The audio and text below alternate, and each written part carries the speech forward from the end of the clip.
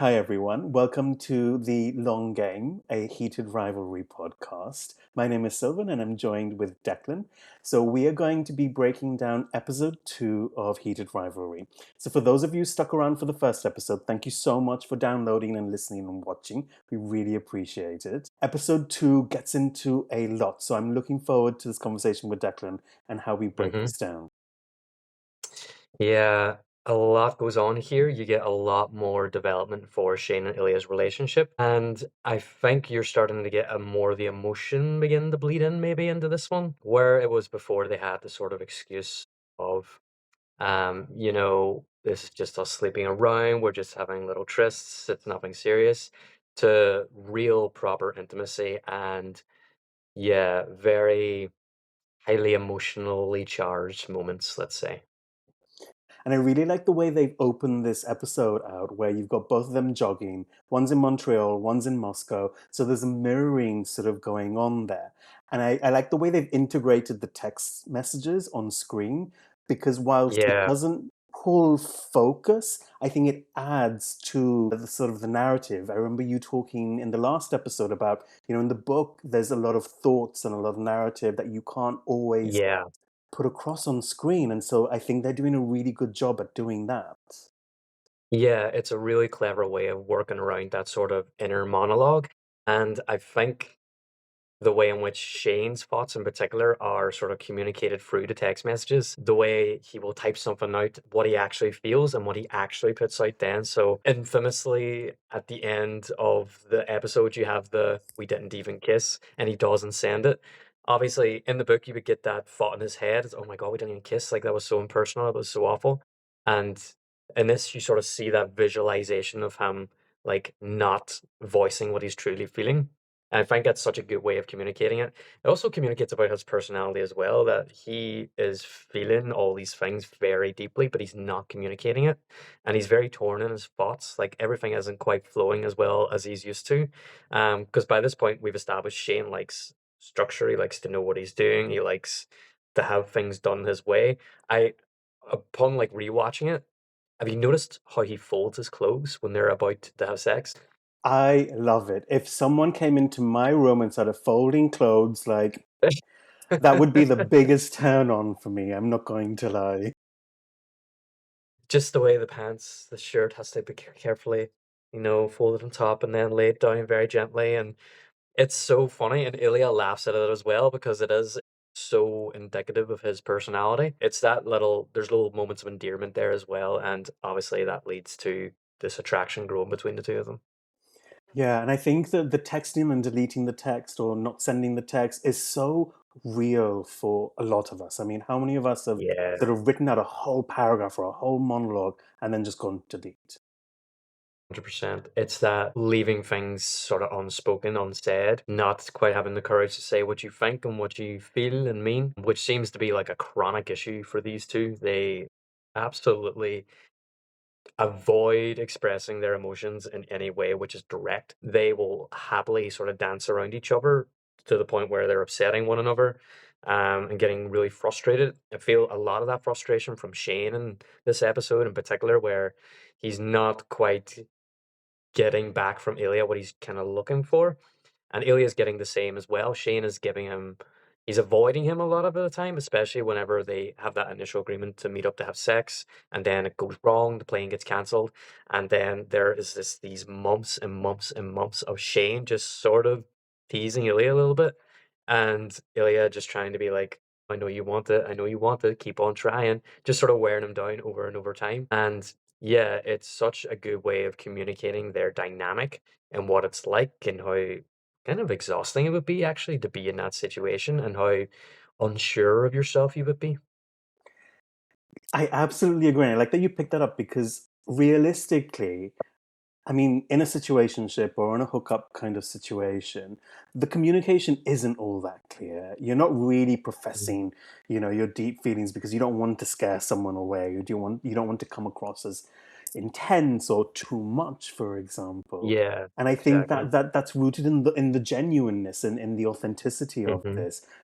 They're not good communicators because they don't really know each other that well. Yeah, yeah, exactly. And people tend to forget that in the series, within these first few episodes, they're in their early 20s. So they are, and neither of them are frequent daters. Ilya sleeps around, but he does not date people. Shane doesn't date people because he's gay and he doesn't want to date women. Even though, if he ever wanted to date, he could only date women because that would be the only thing that would be acceptable. So neither of these guys have any real dating experience, and even less so with like a homosexual relationship to begin with. So there is so much in that as well. Like, there's a realism to that. Like, they are behaving exactly how two completely unsure, overly horny 20-year-olds would behave who have absolutely no romantic experience whatsoever.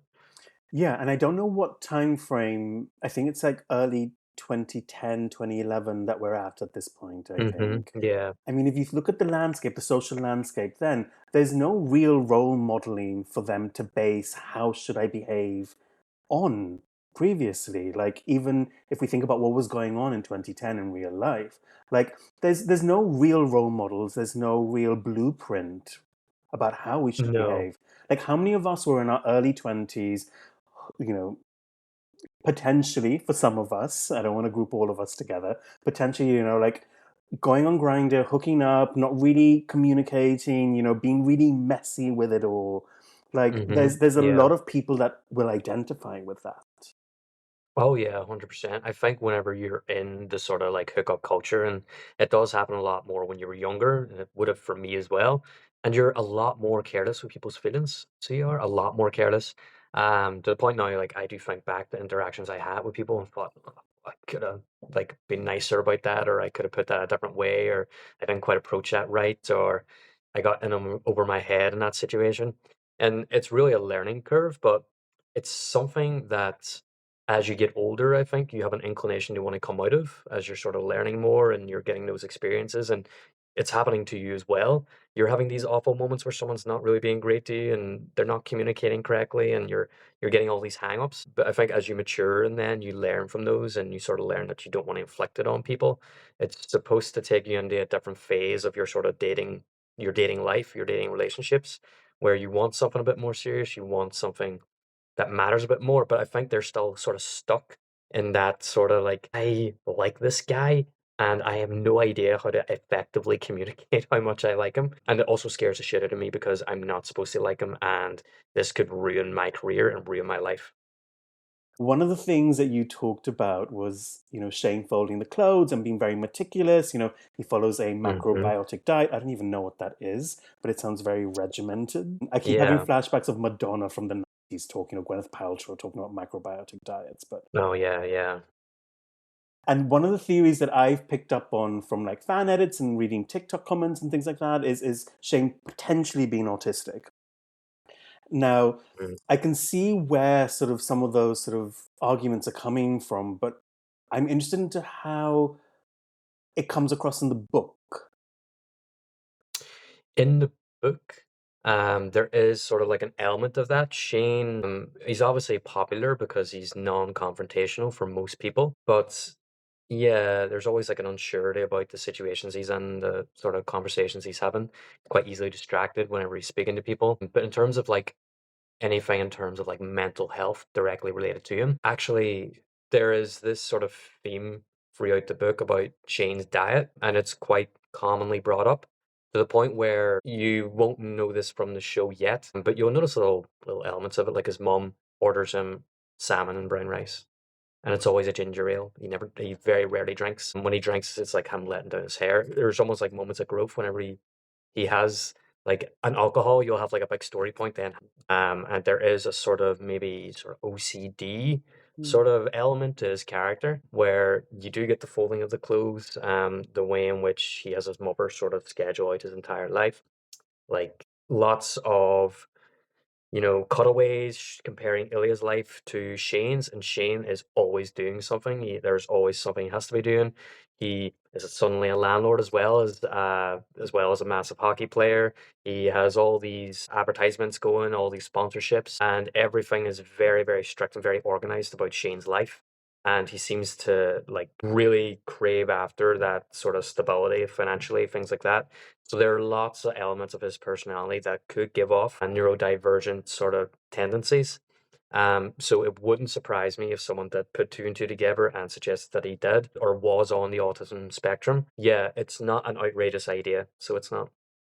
Yeah, and I think as you watch the episodes later on, other things will come up and other sort of tendencies will come up. But I really like the OCD that you talk about because there is, I can see elements of sort of rituals, but without the catastrophizing of it. So Hmm. unless that's Yeah. an inner sort of monologue that comes across in the book, but that's definitely not coming across on the TV show Mhm. necessarily. Yeah, which is good because that's it's funny. I'm thinking from the having read the book, the second book, I know that this is going to be a problem Uh, because his mental state is going to become more uncertain. So it is, and when it becomes uncertain, these tendencies that he has all of a sudden become more extreme. So they do. So I'm gonna leave that there for nobody else that knows anything else about the book or the second book. Yeah, this is not the last time we'll be seeing these sort of personality sort of traits or sort of neurodivergent traits that you see in Shane. Yeah. And I like that you talked about sort of, Shane having sort of been Mr. Businessman, Mr. Landlord, to put it in Ilya's words. And I'm also thinking about the family structure around him. So I know we talked a little bit about that in the previous episode, whereby Shane has a very solid sort of family foundation around him. Hmm. His mum is pretty much like the Kris Jenner of the Kardashians, let's be honest. Yeah, I think in the show, the mom seems to be his agent. She seems to handle all his sort of business transactions, things like that there. So I think that's a good way of having her more involved in the show because that's not the case in the book. Interesting. I mean, I quite like that dynamic because it's that Yeah. momager kind of dynamic, and Hmm. you're right. It puts him in a lot of more. It puts them together in a lot more scenes than you have with the dad, for example. The Yeah. dad kind of comes across as a bit. He doesn't really have a clue. Like he doesn't even know what YouTube No. is. He just sort of shows up and is told to go where he's supposed to go, and that seems to be the sort of idea of their relationship. So it is they get the dad actually comes across more neurodivergent than Shane does. But I kind of like that aspect of it. I like the dynamic between him and the mom. I think it's quite cute, and there is a sweetness to their relationship that they also have with Shane. Obviously, despite the fact that Shane is now an adult and he's all these things, they're still very much present in his life and they're very involved in that way. So, and that creates such a huge contrast between Shane and Ilya's family, which couldn't be more opposite.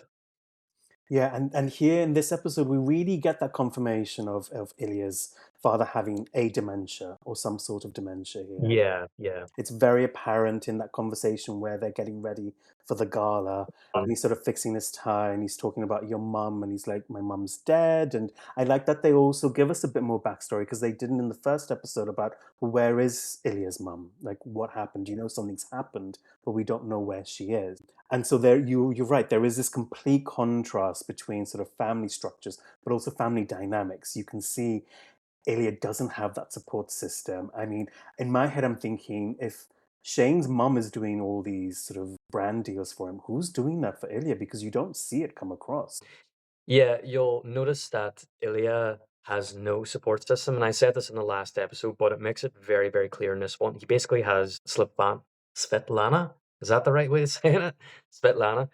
She is the only one in Ilya's life which is actually like on his side in any way, where sort of Shane's family is there to support him, lift him up, and to sort of give him as many opportunities as possible and to provide for him and be there for him and to help him manage his life. Ilya's is the complete opposite. They are leeches. They are constantly, especially his brother, Alexei, he is a drain on him. He's a leech. He is constantly trying to steal off him. He wants money for drugs. Ilya feeling this very strong family obligation to look after his sick father, despite the fact that his father isn't very nice to him. He is only ever critical of Ilya, and as a result, Ilya very much just sort of takes everything on himself. It's a lot of pressure. Again, taken back to their age, they're just in their early 20s, and Ilya is quite a young man, and having to take on the pressure of supporting his entire family, of carrying the family legacy, of not shaming them as well, especially the fact that Ilya is bisexual, has to cause so many of these complicated feelings in him. And you will notice that Ilya a lot sees Shane with his mother. A lot of the time in the TV show, he will see Shane with his mother. And the contrast for him must be so stark that Shane has this huge support system, and there must be a bit of envy there as well. I do think it does come out sometimes in the interactions that they have. But yeah, I really liked the sort of Russia sort of storyline in this episode. I think it was really needed.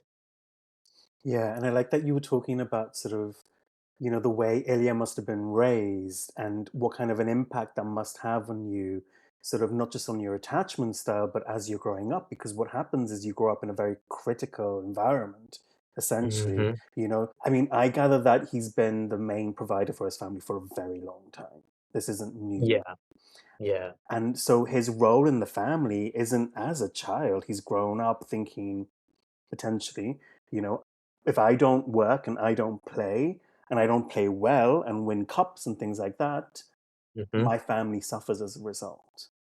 Yeah, so there's that pressure, which seems to be motivation for him.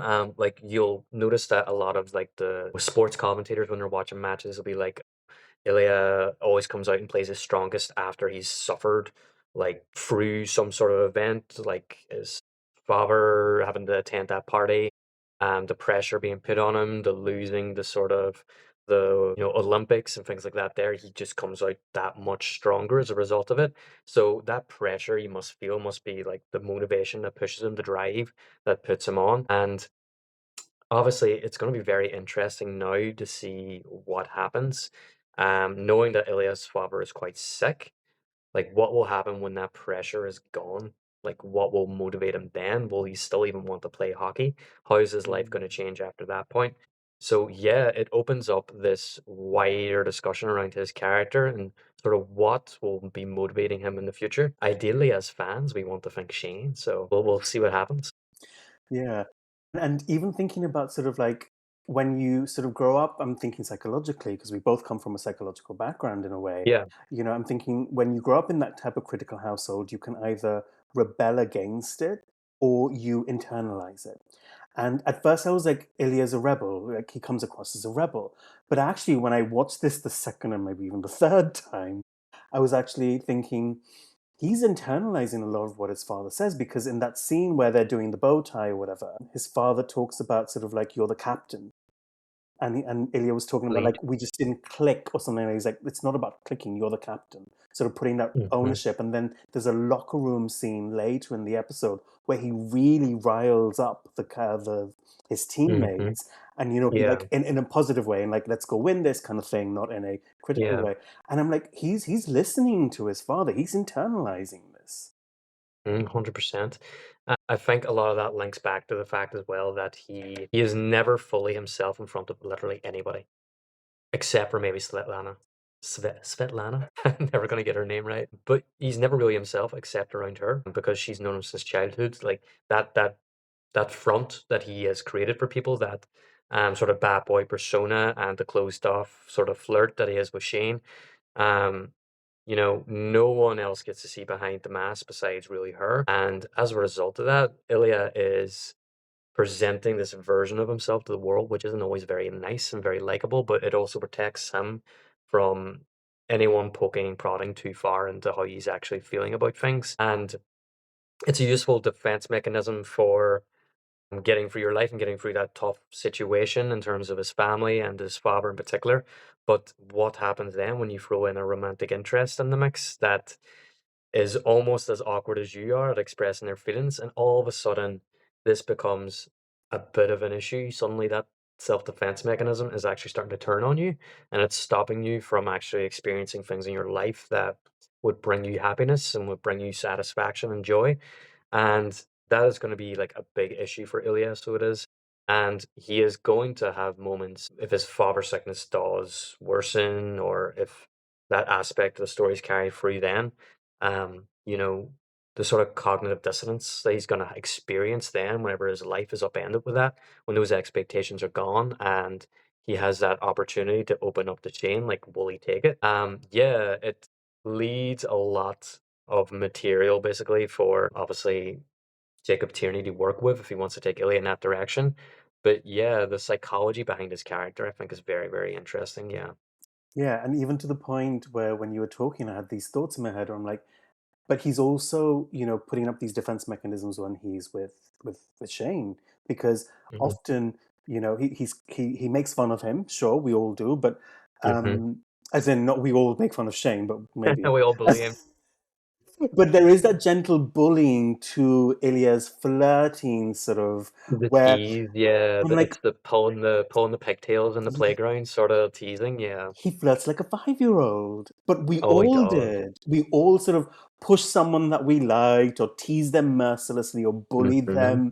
Yeah, But that was our way of saying, "Hey, I like you." yeah. But as you grow older, you're like, that's You're supposed to grow out of it. yeah. But I see where that works for him. But even when Shane, and I know he says it in a playful way, Shane keeps saying, "You're an asshole," and Mhm. it's said in jest, and obviously you can see it's said in jest. But if I'm constantly being told at work that I'm hard, I'm rough, and then also when I'm trying to be vulnerable with people, I'm an asshole, like that just reinforces what everyone is saying to you. Yeah, exactly. I think he picks up with Shane that he means it in a different way. It's whereas everyone else is saying it to his face and they're saying it on the ice and they're saying it in interviews, things like that, there that he is this way and behind his back. I think when Shane says it, there's something behind it. It's I think that's why he continues to behave like that way towards Shane, even after they've sort of developed their relationship a bit more.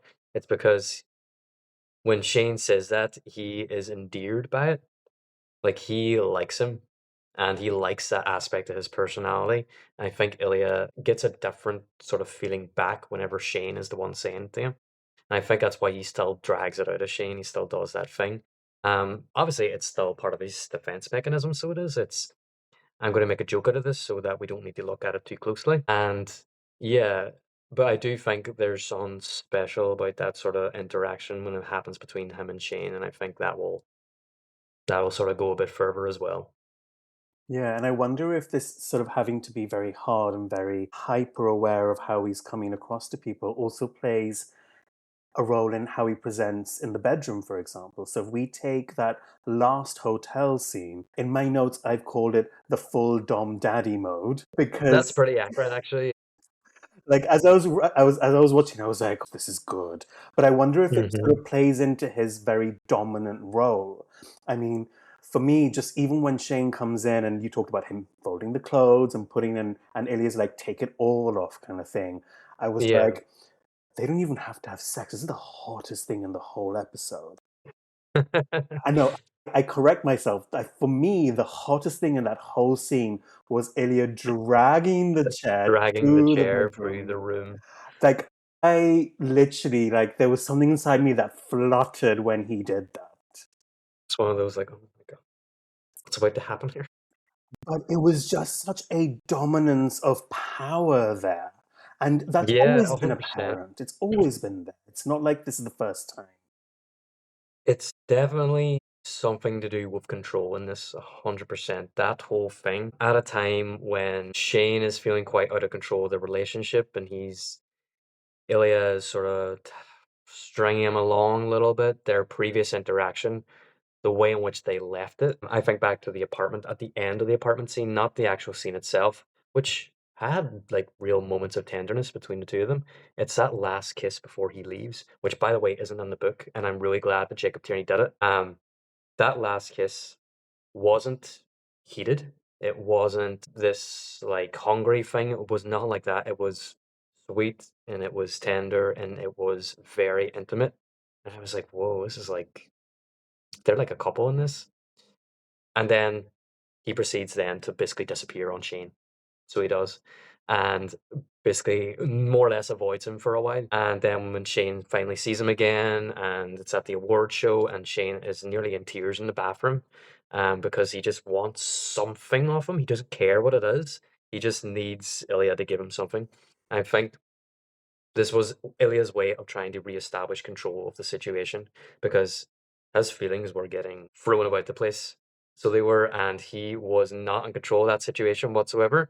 So I think that moment then in the hotel room was Ilya trying to reestablish that. I think that's also why he was so cold after it. You didn't even kiss, or we didn't even kiss. Like That was definitely Ilya trying to reestablish control of the situation, I believe. I think he was believing to himself that it was getting a little out of hand. This is getting a little too personal, it's getting a little too real. So I'm going to bring this back for us. And that sort of basically putting a leash on Shane, for lack of a better way of putting it, is Ilya trying to give himself some sort of illusion of control over the relationship, I think. Yeah, I totally agree because that, and in my notes, I've got like this dom sub sort of type of interaction, type of sort of Hmm. addict relationship here happening where, Shane's asking him to, get on his knees, and then Ilya's like, no, you get on your knees or something to that effect. And then when he does, Yeah, he's like, no, I'm not going to do it. This is where it's going to happen. So he's establishing what's going to happen, where it's going to happen, and what Shane will do when it happens. So that power yeah, play sort of exactly. emerges even earlier on in that bathroom scene, for example. 100%. And then it's carried all the way through then until the end of the episode. And I think that's really effective. Again, it tells you so much about their dynamic as a couple. Shane is someone who is constantly in need of control of his life. So he is in everything he does, from the way he has to fold his clothes, he has to have his sponsorships in line. His life is so regimented, it's so scheduled. He needs someone to take the reins. Take them off me. I do it all the time. Give me peace. I'm letting you take control, and that's that. And Ilya likes that element as well because Ilya's life is manic. It's all over the place. His family dynamic is crazy. He is dealing with a drug abusing brother and absolute leech, and his father is really bad with dementia, and he has all this pressure put on himself. Like he needs to feel a sense of control. So they're each getting something that they need out of the situation. The problem is that they're also developing feelings for each other while this is happening, and this is not part of the deal. This is not part of the thing. And it brings out these moments of tenderness between them, which aren't part of that sort of dom sub dynamic. And that's when it starts to become a bit different. It becomes something more than that then. And a bit of self disclosure here. As a type A person myself, like there is nothing more attractive than when somebody else will take the reins or somebody makes a decision, like, what to cook for dinner, for example. Like, I don't want to have to think about Mhm. everything both at work and then at home, for example. Yeah, it takes that sort of load off. It's not something you need to worry about. And so, yeah, it does work for their dynamic. And you really do actually really get into the sex in this one as well. Like, this is whenever they are fully like doing the whole thing. And the way in which it was depicted as well. Now, this caused a little bit of controversy online from someone in particular. It was, I think, a guy, Jordan Firstman. He is another actor. He works on another show for Crave that's also sort of gay centric. And he tweeted out in his infinite wisdom that, oh, the gay sex within Heated Rivalry isn't realistic and this is not how it should be depicted, and so on along those lines. Which to me, I thought was just an insane thing to say. I thought it was so, I don't know, out of touch. And because I'm looking at this as a piece of media, as a piece of film, and it very is artistically done like that. I really don't remember the part in, the Notebook where you watched the two main characters get prepped for sex. I don't really understand that argument, but he then had to walk it back, and there was some PR stunt then forced upon Hudson Williams where he went down and went to like a party with their cast or whatever. The whole thing was just so ridiculous. There is that argument of, how should gay sex be depicted on the screen? Me personally, I think Peter Reveley's done it quite tastefully. I've, not seen anything I thought to be impossible or that out there or none I haven't seen before. So yeah, that reaction, especially from someone in relation to that streaming service as well, coming out and saying something like that, I thought it was a bit random, maybe. Yeah, I mean, I don't know all the controversy about it, but to me it sounds, well, it can be two things, right? It can be, is someone just jealous that another show very similar to theirs, gay centric, is getting a lot of publicity, Mm, perhaps. I know mhm. I think the show is I Love LA, but I've not watched it myself. So, Anything to do with LA at this point, I'm absolutely not interested. no I don't care. NCIS for you then.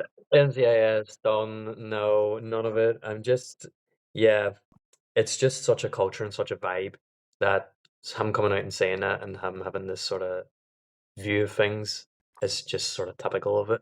It just does feel like an LA point of view. Um, so yeah, sort of the show at least, yeah, he stayed true to his character.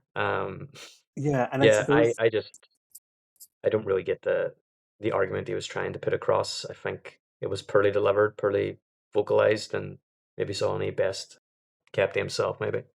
yeah, and I remember the videos from the event. It was like a gift wrapping event that HBO actually hosted, where Mm-hmm. you had Hudson Williams do some gift wrapping with this other actor from this other show. I don't know, Jordan, whatever Yeah. his name is. But this reminds me of a quote that came out soon after, and I didn't have context for it, so it was quite interesting, where it was from Jacob Yeah, Tierney, yeah. and I'm going to read out the quote. It said, he said, allegedly, um, this is not a documentary. You want to watch them douche? You want me to include Shane in the bathroom for half an hour with an effing enema? Question mark. That's not what we're doing here. We're skipping that part. Which, to be fair, It's I true. can't argue with that. It's true. It's 100% true. It's it takes you out of the fantasy of the moment, which is exactly what it is. This romance is fiction. I just don't understand that argument of things like, listen, you can go watch real depictions of sex if you want. I'd rather have the story, the plot, and the characters to go along with it. Yeah, I just don't really. Yeah, I don't really understand that. I think Jacob Tierney's 100% right. Obviously, those things are happening in the background. You don't need to explain everything. It's not education material. It's not trying to be a teach you moment. In fact, their dynamic is really unhealthy, actually, and they both should probably not be seeing each other at all. Um, if we're going to take it as seriously as that. But yeah, I mean, this is escapism. It's not supposed to be as dead set real life as you want it to be. Maybe this is going on behind some very lucky hockey players' closed door, but as far as we're aware, this is fantasy. It's fiction. It's not meant to be taken so literally. And the depictions of gay sex in the show are realistic. So they are. They're not doing anything that anyone who's had gay sex before wouldn't be familiar with. So yeah, I just think it was a misplaced argument, really.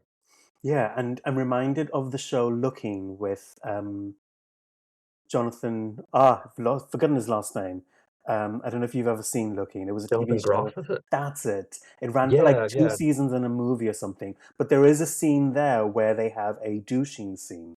And at the time, it came out a long time ago. I was like, oh, this is different. This is new. So if he's looking for something like that, go look, go watch Looking from like five Go or go ten go years watch ago. fishing videos Because, if you want. like you said, any male, I suppose, who's had gay sex knows that what they do is pretty dead on. Like, there's nothing in there that none of us have ever tried or done. Exactly. Do you know? I mean, So if they're looking for something more yeah, realistic, this isn't the show to be depicting that because it breaks the rhythm of the cadence of the episode. I don't want halfway through, an episode for Shane to stop and go to the bathroom with a bulb in his hand. Like, I don't need that.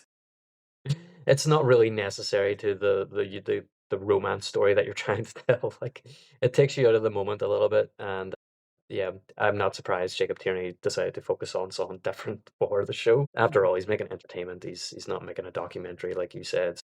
Yeah, it's yeah, God. Because even if we look back at the first episode, for example, and they're giving each other Hmm. a blowjob, like no one in their actual reality is ejaculating that quickly from a blowjob. Let's be real.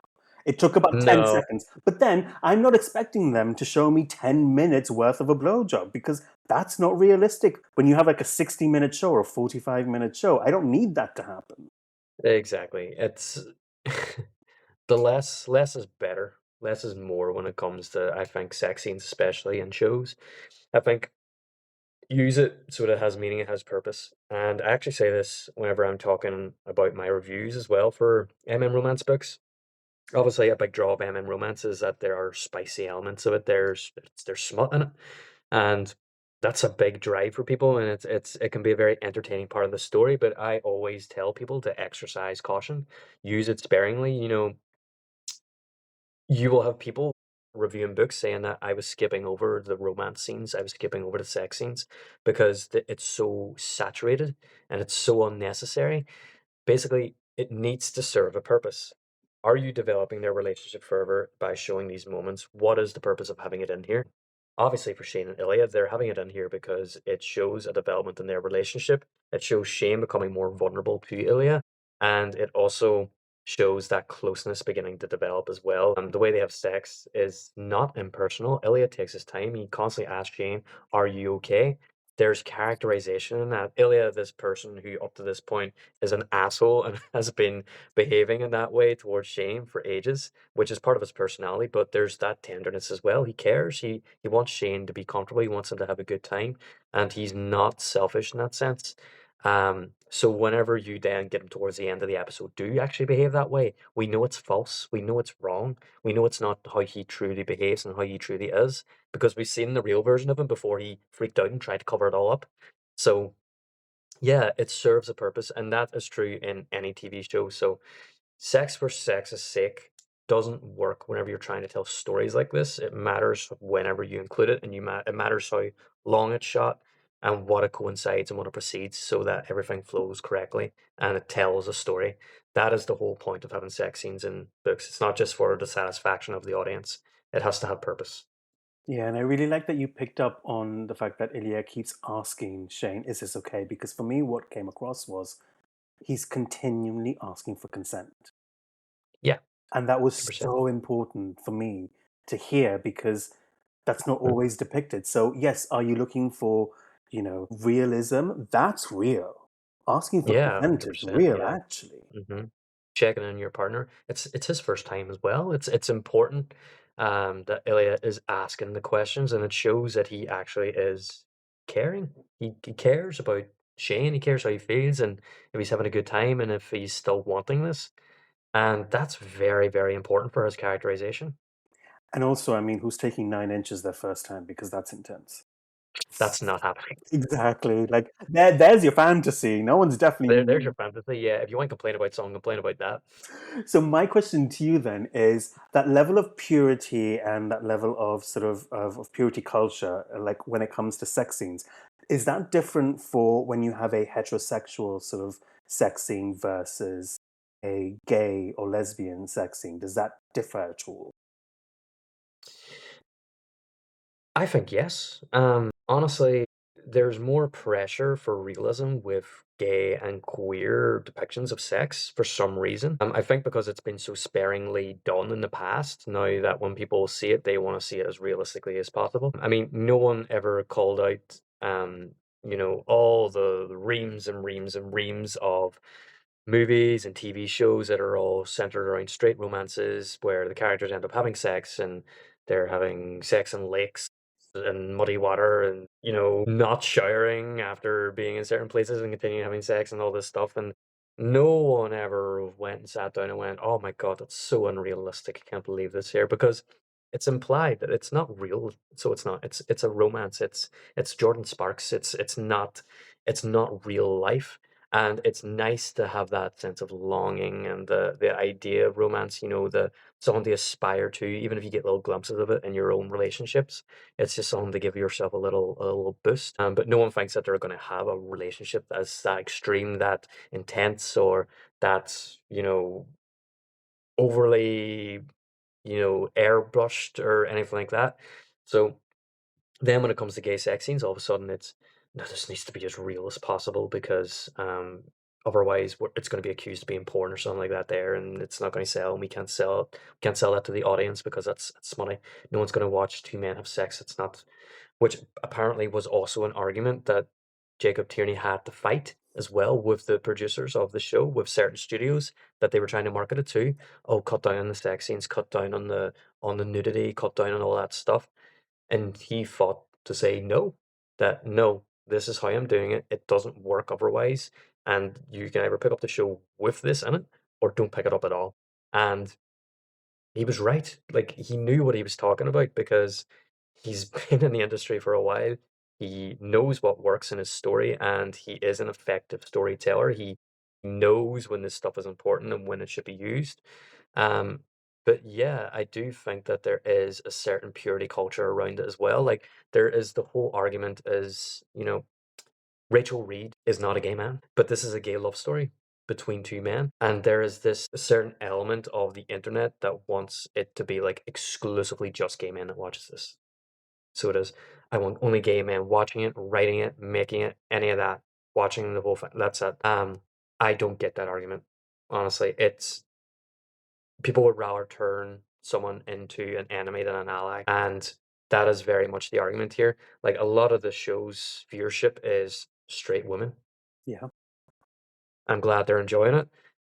Yeah, so there's that element of, yeah, the internet that just wants to exclude these people, even though they're the ones that made it popular. It was written by a woman. Like it wouldn't exist without them, without their support, without their viewership, without them actually believing in this form of love and these love stories. And people were so obsessed with the idea that they're going to be taken advantage of that they can't see the support for what it is. And that's a little sad. But I also think it creates this really toxic discourse online where people are constantly trying to pit each other against one another. And I find that experience to be almost uniquely American. Um, do think elements of it now have come over to the UK, to Ireland, and a lot of sort of European countries as well. It's being shipped over 100%. But this purity culture of it absolutely has to be this thing, and it has to be as perfect as you can imagine, and it must be for this audience, and it must be written by these people, and it must have these representations, and all these are elements that are absolute musts, and anything less than that means that it's completely unwatchable. And that is not real life. That's not how life works. And I think that element really need to take a step back and see what you're getting out of this project and just enjoy it for what it is. And yeah, that's just my general thought on that. It's so very odd and it's so very internet. And yeah. Yeah, and I know we've had lots of conversations about sort of should women be writing these gay love stories? Should women be writing gay smut? Mhm. And I know where we stand on that. And to me, it's almost like, yes, representation does matter. I want to see gay men write gay books. Write the books, Right. I will read them. The go ahead and write them. This is the thing. Like nothing is stopping you from writing. There are no roadblocks. You write your story, you submit it to a publisher, the publisher accepts it or not if it's a good story. I don't believe that they're going to discriminate about you. Now, never say never, but the idea of a publishing company willing to publish a gay romance book about two men turning away a gay offer, that Yeah, yeah. doesn't make sense to me.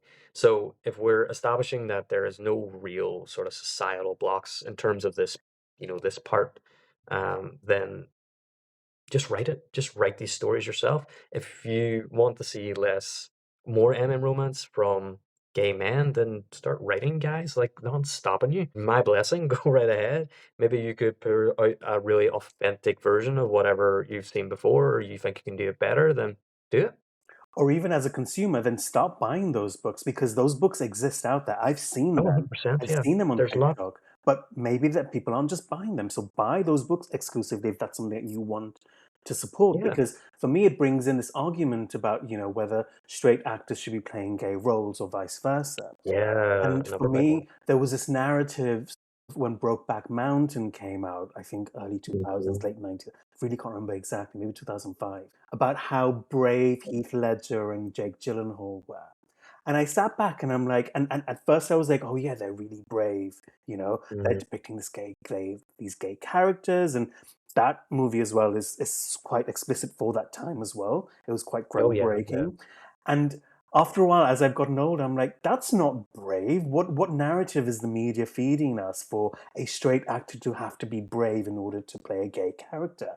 Like to me, I have no issue whether, a gay character is played by a gay person in their personal life or a straight person, because we all saw what happened with Kit Connor from Heartstopper, and he was Oh, really yeah, that was pushed awful. to be outed as bisexual. As an 18-year-old, did it really matter? No, it doesn't matter going forward. And I think there's It took a take away little from the character, yeah. exactly, and there's a little bit of a narrative happening around Connor Story and Hudson Williams about their personal life, and it's like the internet needs to drop this. It does not matter. It's people don't like to hear this. It's none of your business. It really isn't any of your business. You are there to enjoy the content they put out, as in the show, as in the elements of that. The actors will do their tour, they'll talk about the show, and they'll give those elements and those details out. Beyond that, it's none of your business. It really isn't. And this is the sort of parasocial relationship that people have now, and it's gotten so much worse as the sort of online sphere has grown. This is where you have these obsessive fans, like the whole Ariana Grande situation as well, where she was like grabbed by a fan out of nowhere. Like, just to make it clear, you do not know these people. They are not your friends. The personalities that you see them put out into the internet are only a small aspect of who they actually are. You do not know them, and therefore you have no entitlement to know certain details about their lives if they don't choose to release it. And obviously, these guys don't want to do that. So really, it's none of your business. Mind your own, basically. It should in no way take away from the show. I have absolutely no issue with a straight man or woman playing gay characters. And the reason why is, can you imagine if a gay actor was not allowed to play a straight character? It would be mayhem. There'd be a witch hunt. It would be an absolute nightmare. So you cannot have it both ways. You cannot have your cake and eat it.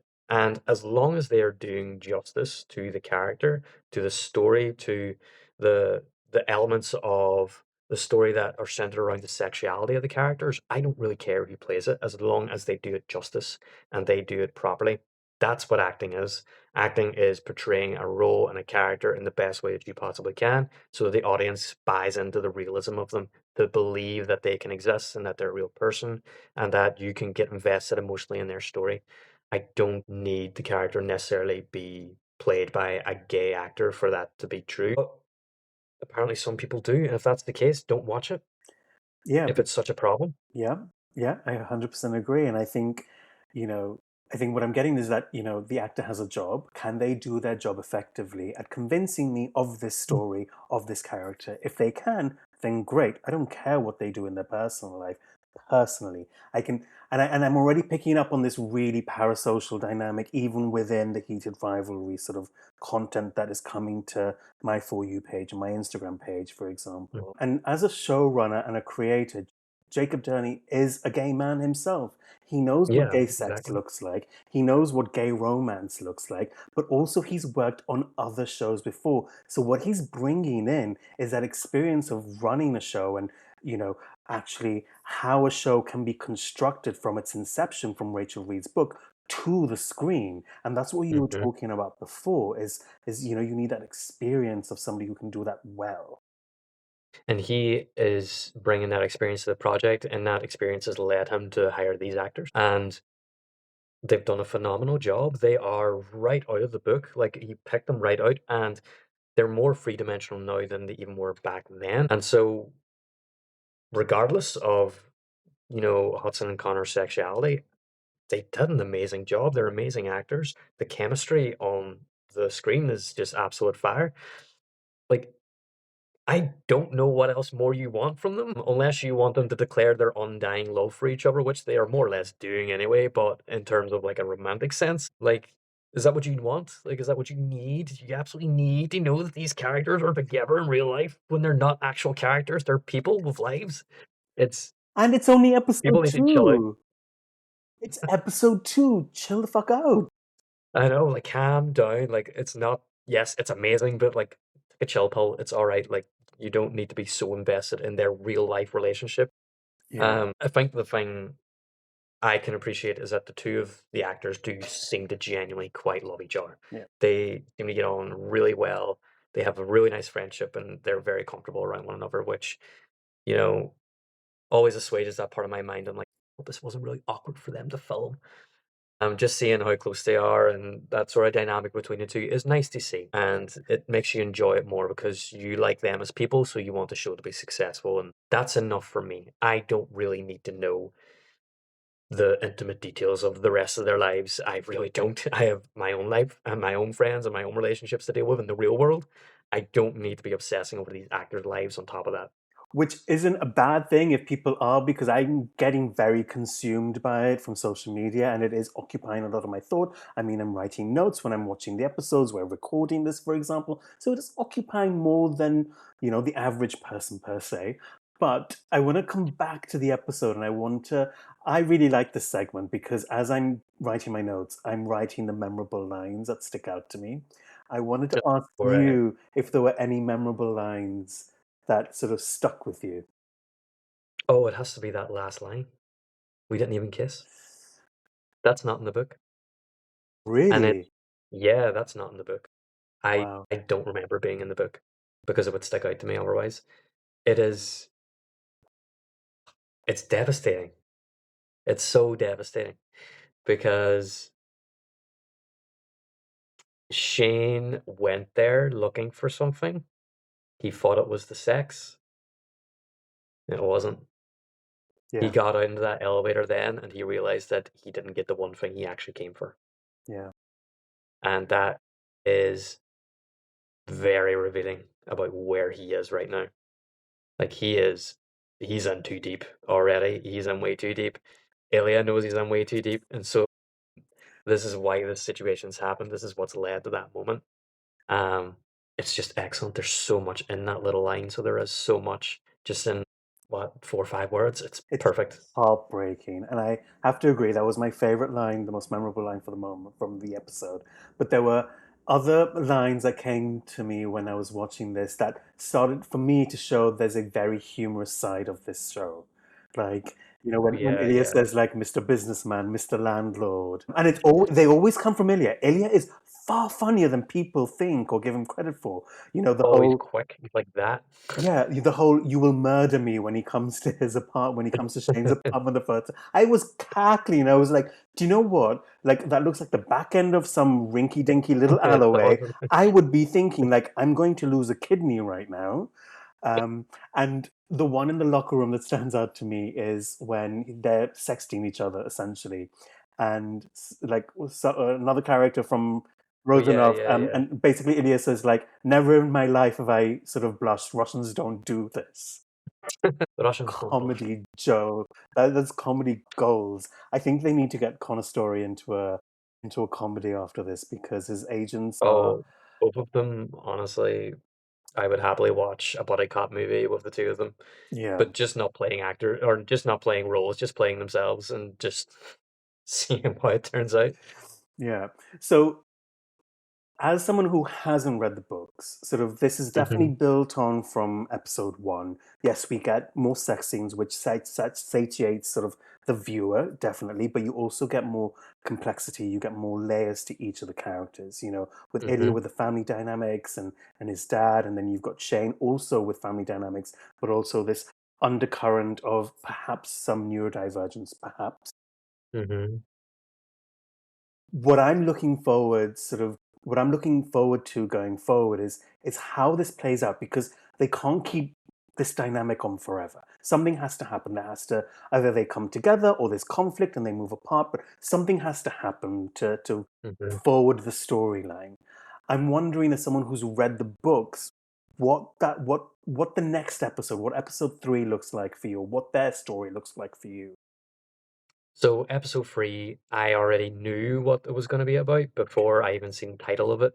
And the title is Rose. And she is the spanner in the works. She is the catalyst for these two to figure their shit out. Basically, she is a character that's going to come in, and Shane and Ilya are going to be quite tired of this dynamic. Shane in particular. He's going to want something more stable, something less turbulent, and maybe it's worth looking back and maybe finding a very nice pretty girlfriend to sort of, I don't know, maybe see if there's other options out there.